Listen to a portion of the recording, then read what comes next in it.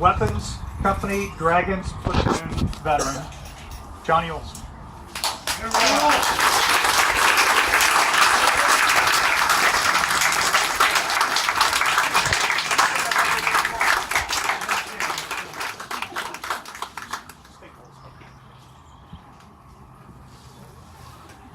He's tough, he doesn't need a shave. I do need a pedestal here to put my fingers on. Thank you all for coming out today.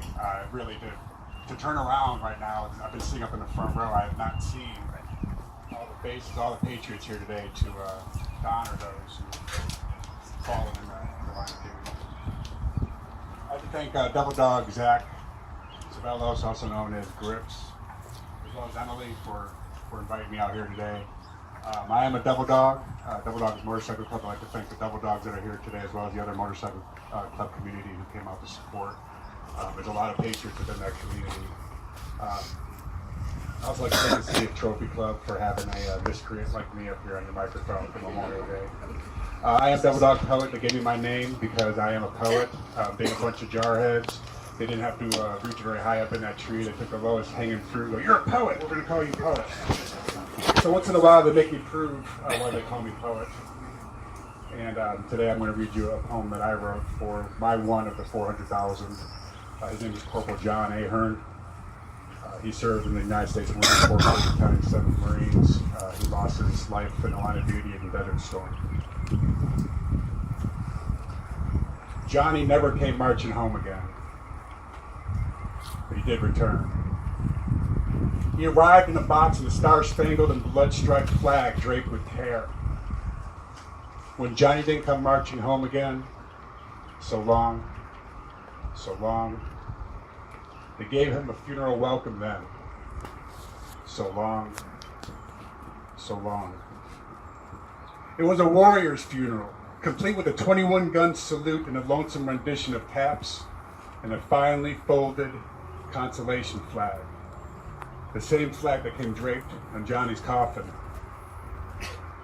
The boys held back tears, the men stood tall, the ladies one by one called. They mentioned Johnny's name on the news. They remembered his life and honored his memory. They said they would always remember their hometown hero. They all felt the loss when Johnny didn't come marching home again.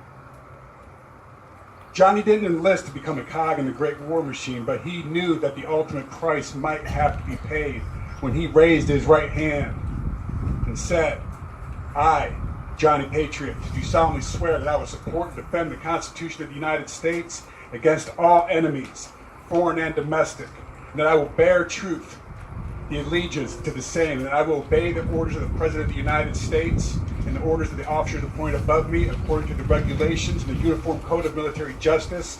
So help me God. When his country called, he did his duty. With a lump in his throat and pride by his side, Johnny went off to fight. Let reverence and remembrance reign this day. So long, so long. Remember the ultimate sacrifices made. So long, so long. And he prayed. Johnny, he prayed every day that he awoke alive, and doubly so at night. And he prayed to live to fight another day, so help him God. And God was there on Johnny's lips as he took his last and final breath. And so were the fading memories of home. And so were mom and dad. And so were brother and sister. And so were friends and lovers. And so was this final scene. A warrior's funeral, complete with a 21-gun salute, a lonesome rendition of taps, and a finely folded consolation flag. This is what Johnny saw as he looked up at the foreign skies.